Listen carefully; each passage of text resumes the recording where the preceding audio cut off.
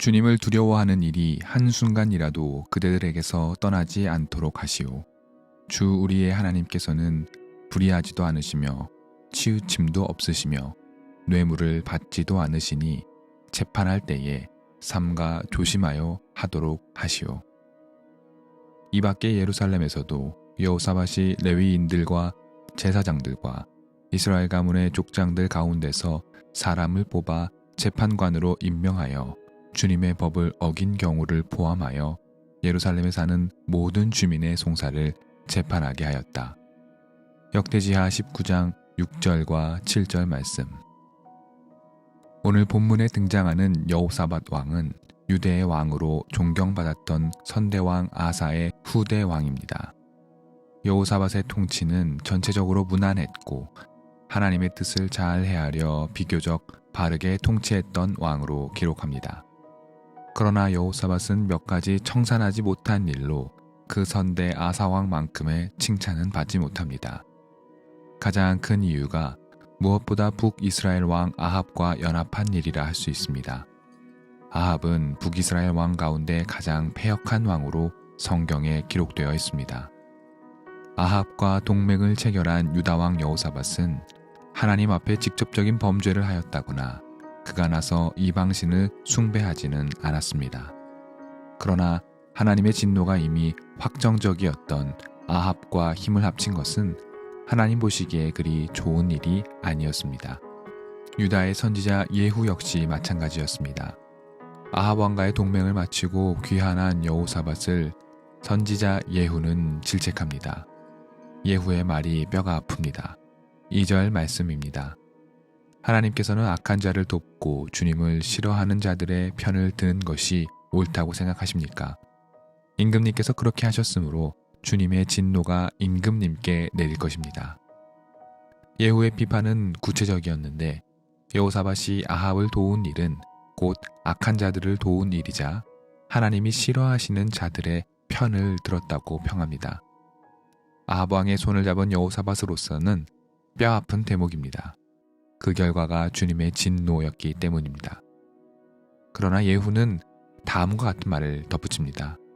여호사밧 왕이 선한 일, 즉 아세라 목상을 유다 땅에서 없애버렸고 마음을 다해 하나님을 찾았던 왕의 태도를 함께 보셨다는 말이었습니다. 그 이유로 여호사밧은 다행스럽게도 즉각적인 심판을 면할 수 있었습니다. 여호사밧의 마음은 매우 복잡했을 것입니다. 그가 아합 왕과의 손을 잡은 이유가 명확하게 나오지는 않았지만 여호사밧은 왕으로서 북이스라엘과의 적절하고 원만한 관계가 남유다 통치에 유익하다고 판단했을 수 있습니다. 또한 아합을 도왔지만 아합이 하는 모든 일에 찬성했다거나 그를 본받아 아합의 행위를 따라하지도 않았습니다. 오히려 열왕기상 22장의 기록에 의하면 여호사밧은 아합의 전쟁 결정에 대하여 무엇보다 먼저 하나님께 물어보아야 하는 것 아니냐는 말을 했을 정도입니다. 하지만 의도야 무엇이 되었든 아합과의 동맹은 여호와 하나님 보시기에 악한 일이었음에는 변함이 없습니다. 그로 인하여 하나님은 진노하셨고 그 진노의 대가가 뒤따를 예정이었지만 다행스럽게도 여호사밧이 평생 보여주었던 이방신 숭배 철폐가 하나님 보시기에 옳았고 그 이후로 즉각적인 분노를 피할 수 있었습니다. 하나님의 진노를 피하게 된 여호사밧은 어떤 마음이었을까요? 위축되거나 억울한 마음에 화가 났을 수도 있습니다.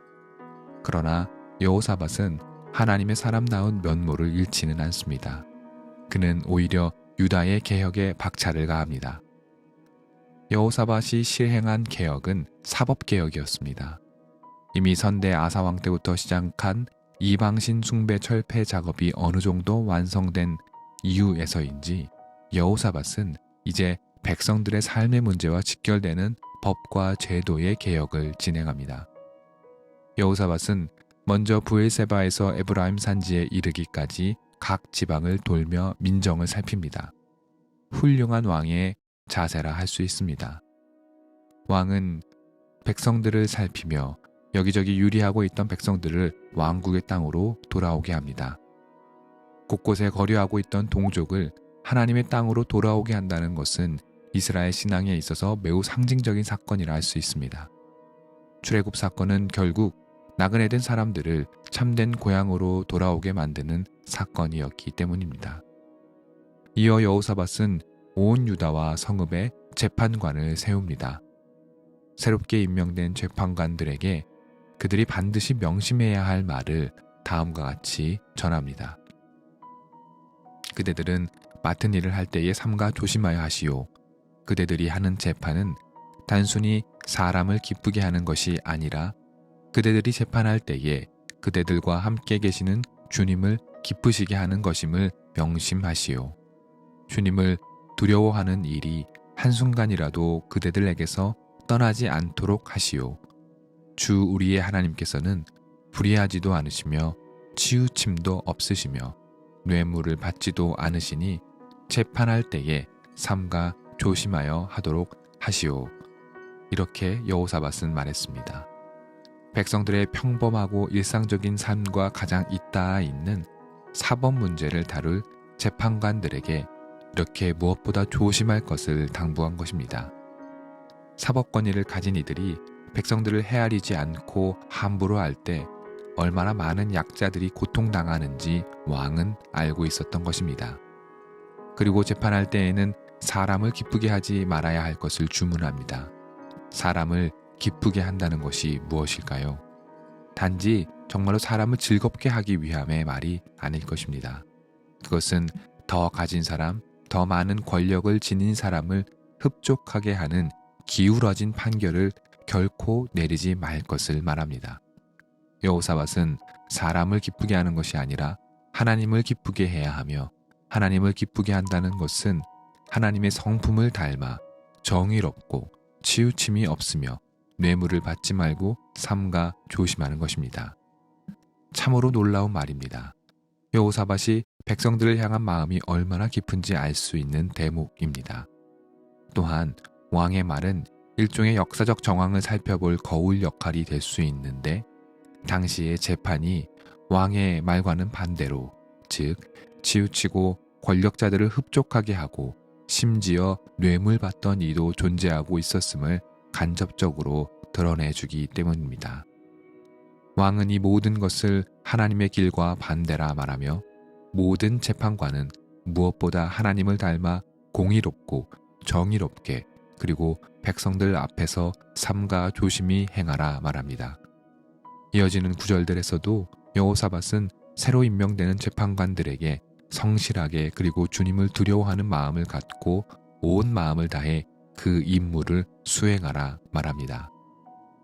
여호사밧은 사법개혁이 곧 온 세상을 공의롭게 만드는 일이며 이 일이 무엇보다 하나님을 기쁘게 하고 백성들의 삶을 평안하게 만드는 일임을 알았던 왕이었습니다.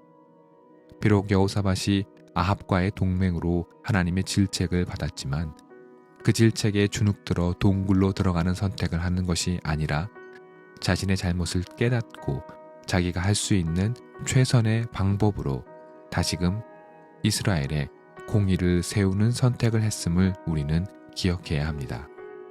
누구나 잘못할 수 있고 실수할 수 있습니다.